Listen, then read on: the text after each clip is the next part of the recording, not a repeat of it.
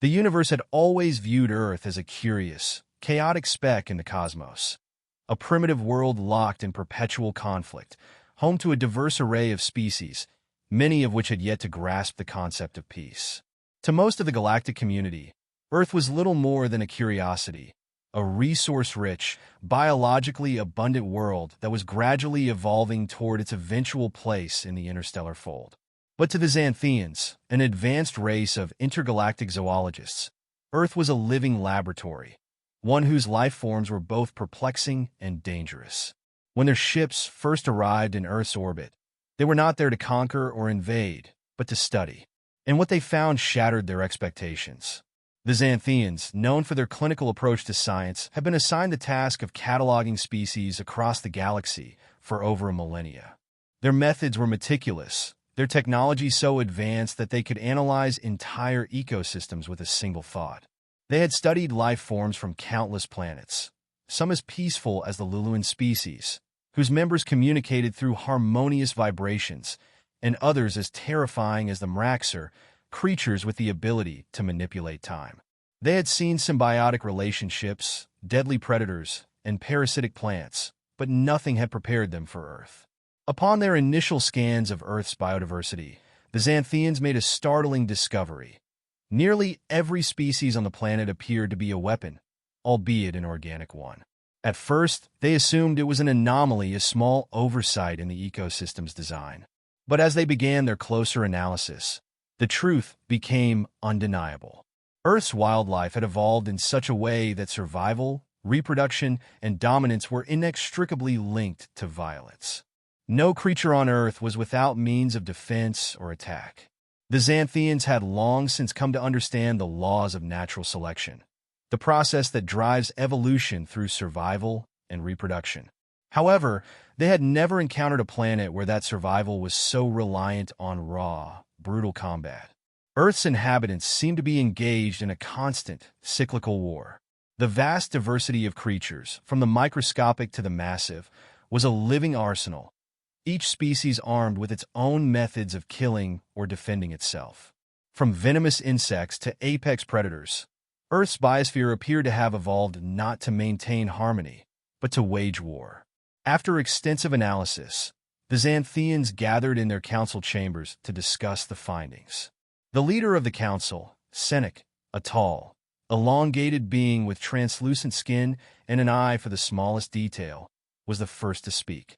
We are faced with an enigma. Earth is not just a world of life.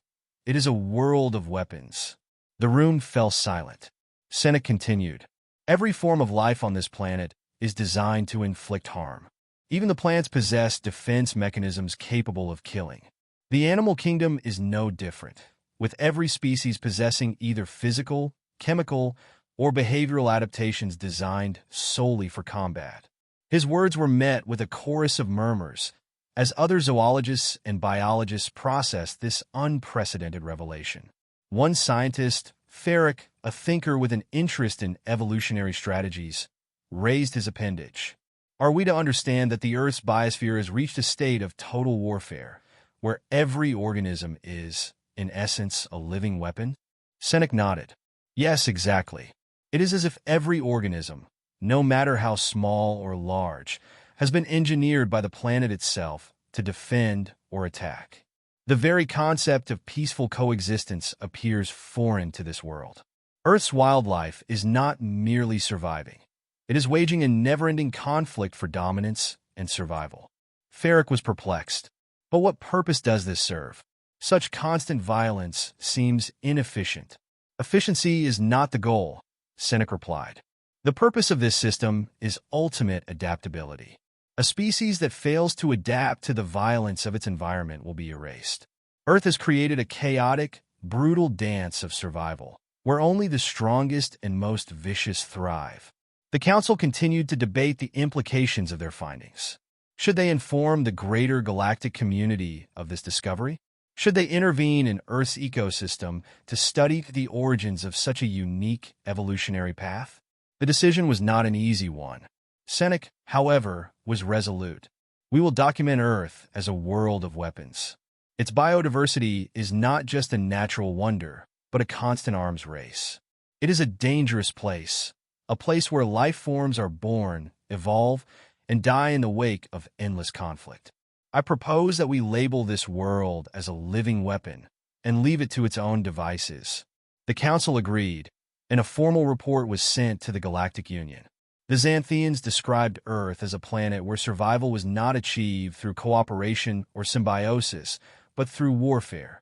Each creature, from the tiniest ant to the largest predator, equipped with natural arsenals designed to kill, outsmart, or overwhelm their rivals. The report sparked widespread shock throughout the galactic community. Earth, which had once been considered an intriguing and primitive world, was now seen as a dangerous, chaotic nexus of violent life forms. The news reached the people of Earth in ways they could not have anticipated. Some laughed it off as a misunderstanding, while others felt a deep sense of unease. The idea that their planet had been labeled as a living weapon spread across news outlets, social media, and even academic circles. It became a subject of debate. Was Earth truly a violent world, as the Xanthians claimed, or was this simply a matter of perspective? Were humans, as a species, more than just another weapon in the grand design of the biosphere? The human response was divided. Some felt offended, calling it an oversimplification, a projection of alien bias. Others saw it as a wake-up call, a reminder that their world was not as peaceful as they liked to think. Environmentalists and conservationists found the label unsettling, arguing that it painted an unfair picture of Earth's fragile ecosystems, which were, in truth, facing their own battles for survival against human interference. Meanwhile, other species in the galactic community began to take a deeper interest in Earth's wildlife. Some sent their own zoologists to study the planet, eager to understand how Earth's creatures had evolved in such an extreme and deadly fashion. Others, more cautious, considered the implications of such a violent ecosystem for any potential contact or colonization plans. Back on Earth, the label living weapon continued to spark philosophical debates. Were humans, too, part of this cycle of violence? Were they an advanced species capable of transcending this brutal evolutionary pattern? Or were they merely the latest in a long line of creatures designed to fight, conquer, and survive? As Earth's inhabitants continued to ponder their place in the cosmos, the Xanthians observed from afar, content to let the planet evolve on its own terms. They had labeled it a living weapon, but the true test would come when Earth itself realized the weight of this title. Would its people embrace the label as a reflection of their nature, or would they strive to break free from the violent legacy that had shaped their world? The answer, as always, remained uncertain.